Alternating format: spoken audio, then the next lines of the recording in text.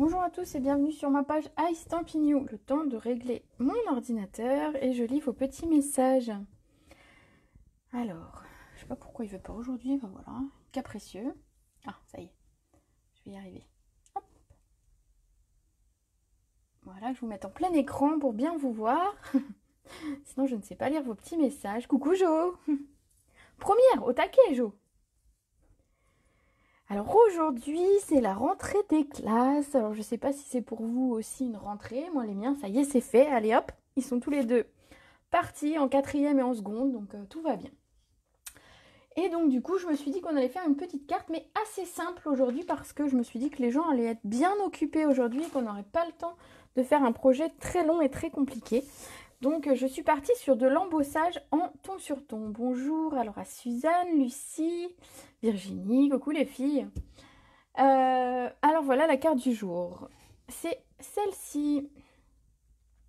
Donc j'ai fait de l'embossage en blanc sur du papier blanc et ensuite je suis venue travailler avec mes couleurs et avec mes doigts éponge. Donc vous allez voir que c'est une carte qui est rapide à faire, qui est sympa et qui change un petit peu de ce qu'on attend. Puis j'aime bien quand on touche la carte d'avoir un petit peu ce côté avec du relief. Alors coucou Dominique. Alors c'est parti d'ici une petite seconde, le temps que j'attrape mon ruban que j'ai oublié de prendre. Et sinon, je vais être embêtée. Donc, je l'attrape et je suis à vous.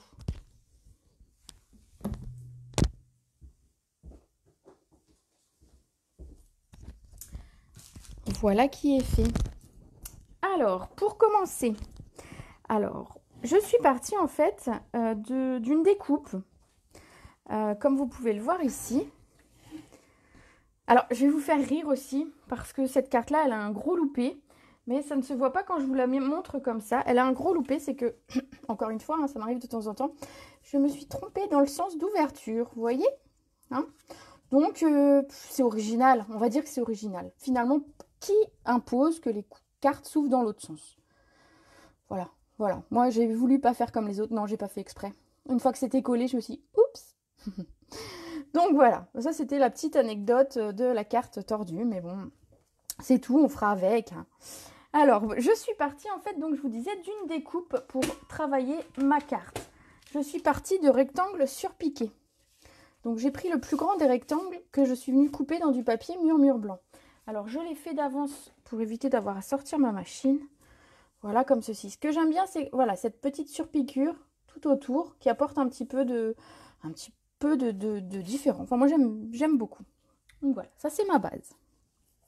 Et donc on va travailler. Alors coucou à Vanessa. Merci Jo.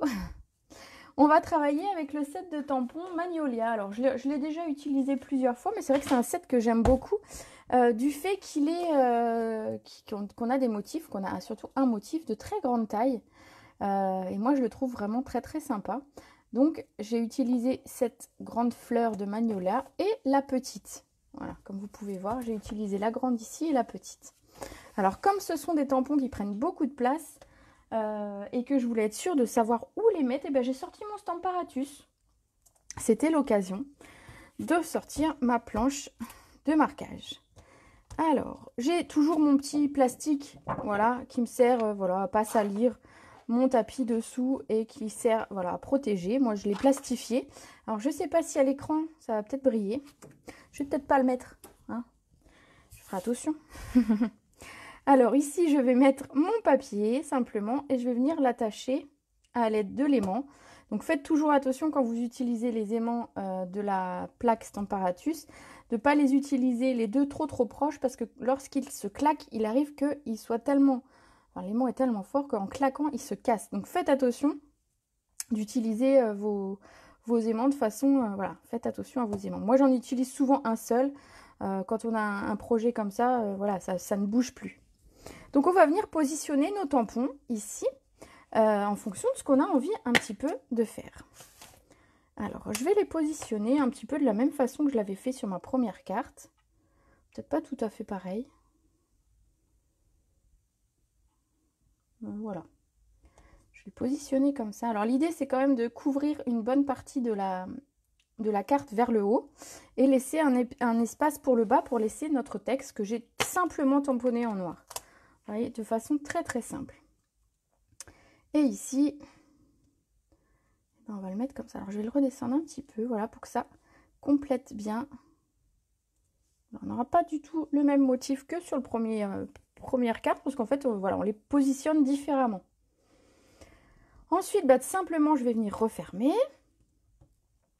Bien appuyer pour que mon tampon adhère à ma planche. Et on va utiliser pour embosser donc de la Versamark et de la poudre embossée blanche.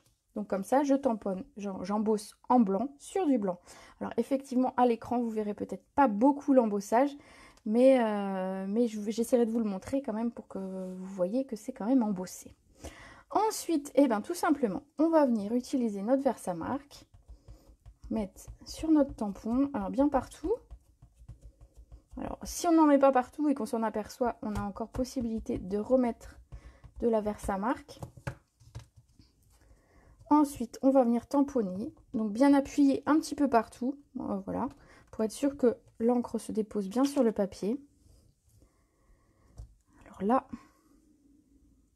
moi je le vois parce que je suis prêt, vous n'allez pas voir beaucoup, mais en fait la Versamark c'est une encre collante, donc on a juste l'impression d'avoir un motif collant sur notre... oui, souvent je laisse le tapis en fait, mais c'est basique, c'est pour pas trop salir en fait, je suis un peu maniaque. Sinon, effectivement, pour les tampons en mousse, on n'a pas besoin du tapis, celui-là. Normalement, le tampon en mousse s'écrase suffisamment pour pouvoir être utilisé directement. Mais comme je le range comme ça dans ma mallette, enfin dans ma sacoche, ben en fait, je l'utilise également comme ça. Voilà, alors je vais mettre ça de côté. Voilà, et on va utiliser la poudre embossée blanche. Alors, moi, j'ai un petit récipient pour pouvoir mettre ma poudre.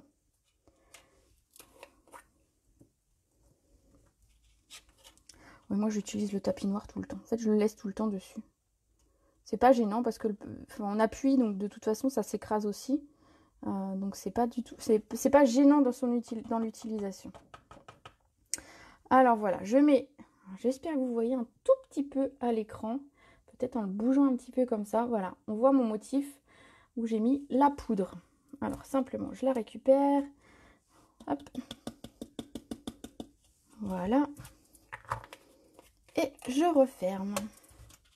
Alors si vous connaissez l'embossage, vous savez qu'il ne me reste plus qu'à chauffer. Alors par contre, je suis désolée, ça va faire un tout petit peu de bruit, mais je suis un petit peu obligée.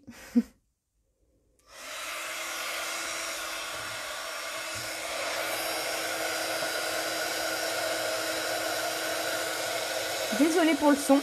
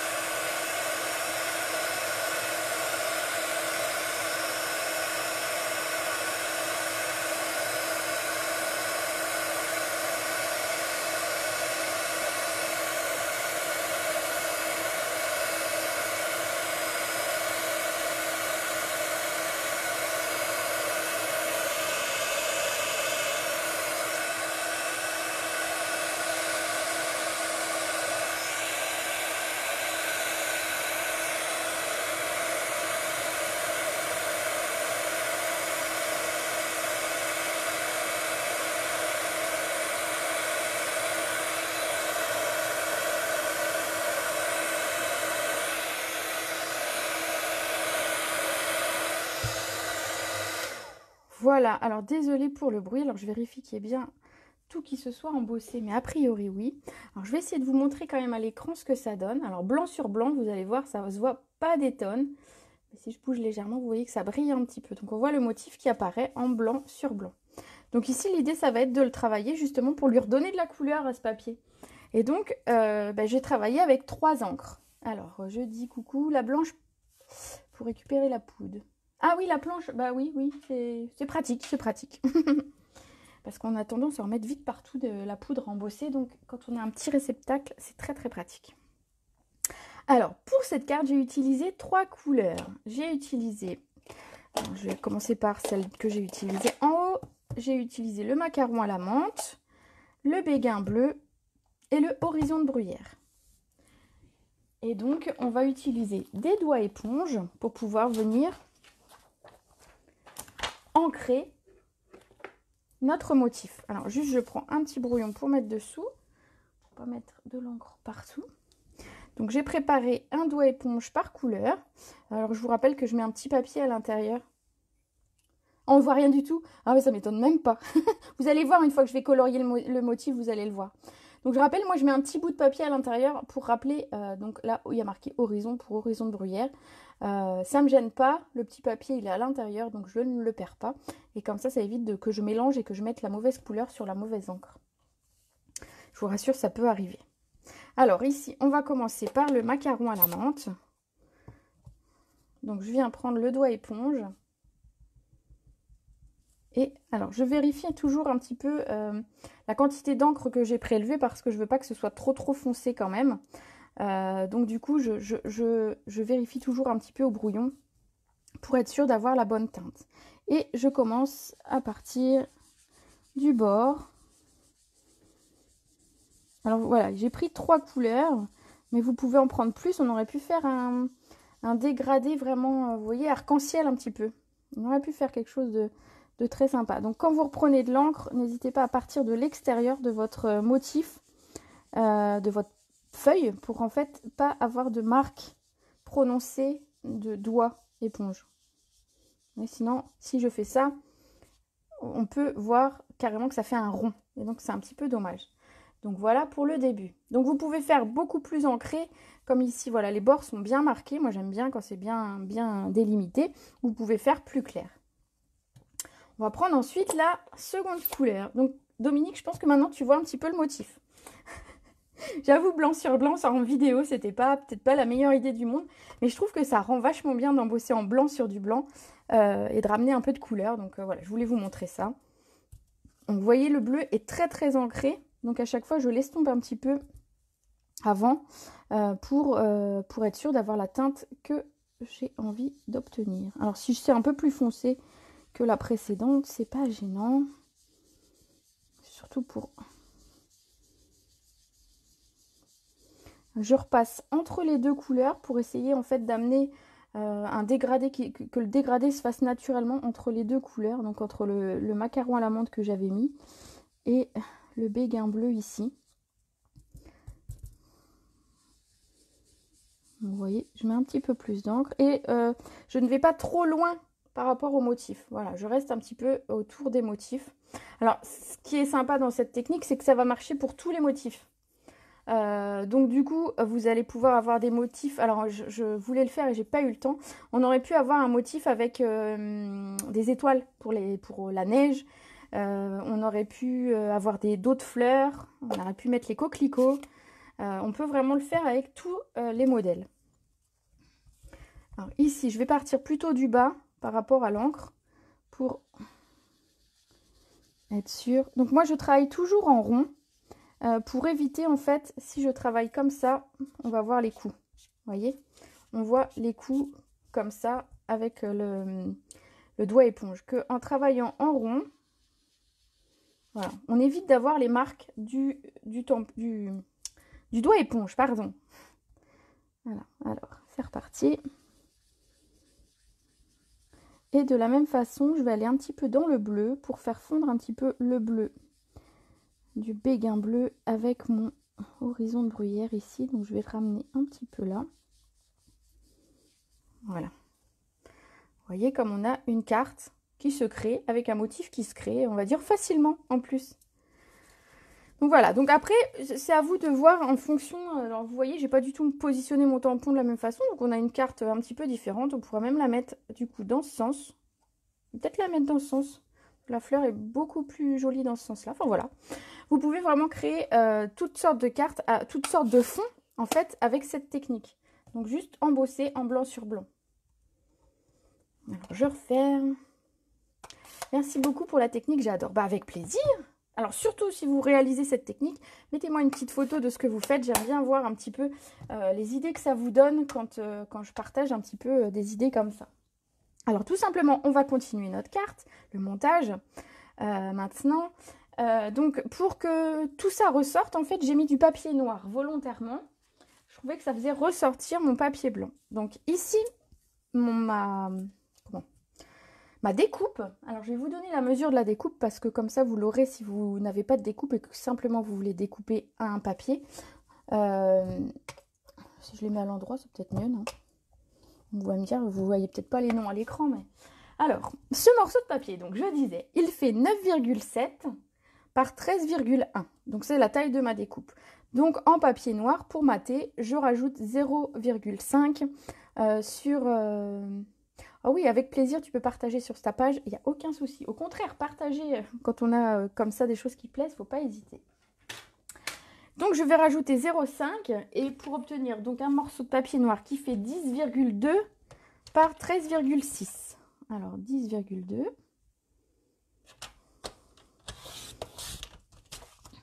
par 13,6.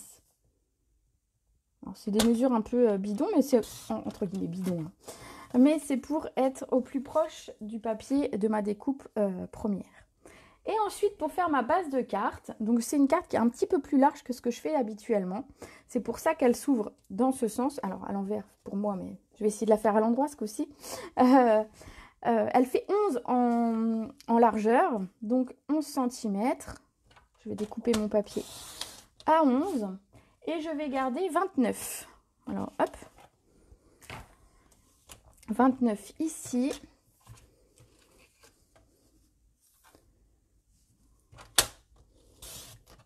Et je vais plier le tout à 14,5, donc au milieu. Et ça fera ma base. 14,5, ça fera ma base de carte. Voilà. Donc c'est là que je le positionne bien et que j'essaye de ne pas le coller à l'envers aujourd'hui. Parce que celle qui va recevoir ma carte aujourd'hui va sinon beaucoup rigoler de voir une carte à l'envers. Mais ça arrive. Je me dis que ça vous arrive aussi. Je ne suis pas la seule quand même à faire des petites bêtises comme ça. Alors, tout simplement, on va venir coller notre papier qu'on a travaillé avec de la colle sur notre papier noir.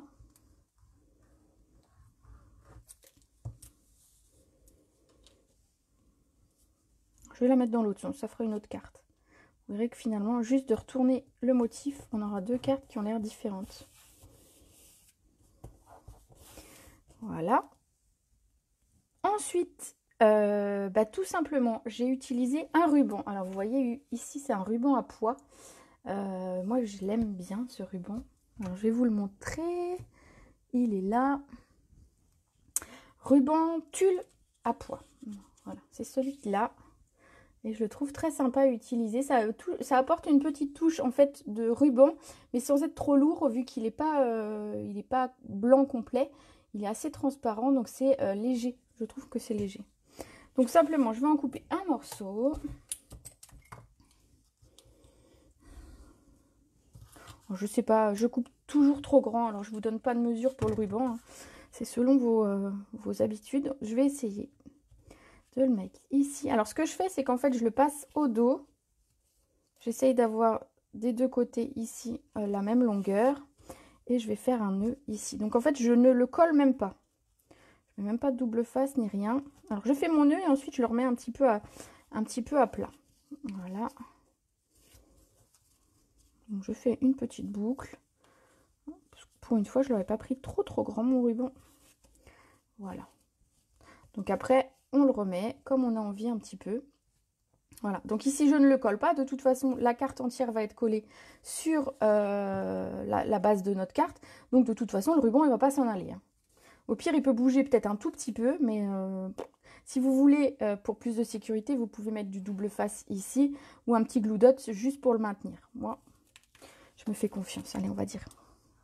Je mets de la colle comme ça, du coup. Voilà, un petit peu. Comme ça, ça maintient un peu mon ruban au milieu. Et c'est là qu'il faut que je sois dans le bon sens de l'ouverture de ma carte. Sinon, on va refaire la même bêtise et ce serait un peu dommage.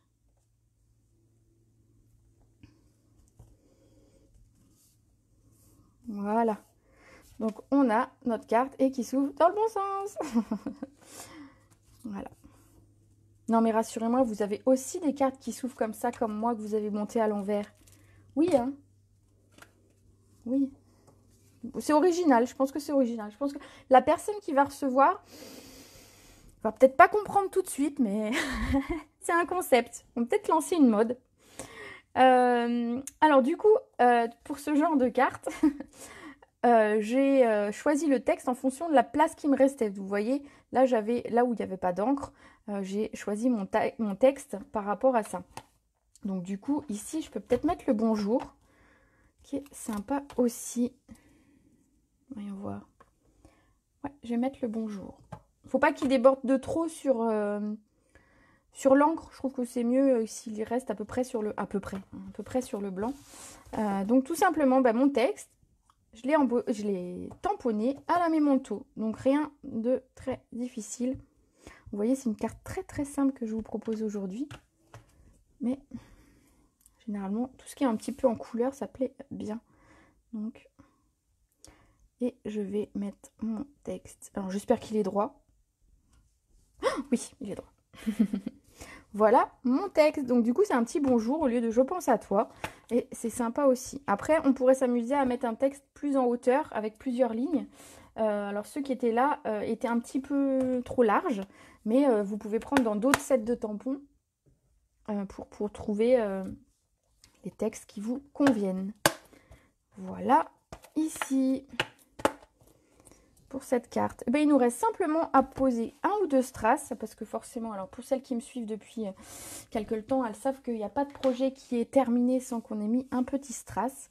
Donc ici, qu'est-ce que je vais utiliser? Alors j'ai utilisé des strass qui sont sympas. J'ai toujours ma boîte avec mes strass. Hein. J'ai utilisé ceux-là. Alors je vais vous les montrer. Même si toutes mes vidéos, je vous montre des strass. Mais... Donc ce sont les gemmes à facettes élégants.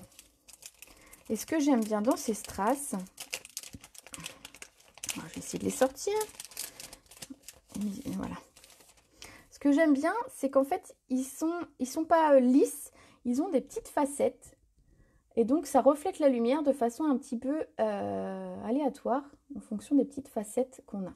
Et donc, ça, je trouve que c'est très sympa. Et donc, j'ai mis... Donc, on en a des transparentes, des un petit peu, je dirais, champagne, un petit peu dans l'idée. Et on en a des... je sais pas comment on pourrait dire. Elles sont un peu irisées, vous voyez? Elles sont pas blanches, transparentes. Et donc, c'est celle-ci que je vais mettre. Je pourrais vous faire un cours sur les strass. Allez, je vais mettre celle-ci. Je vais en mettre un par ici.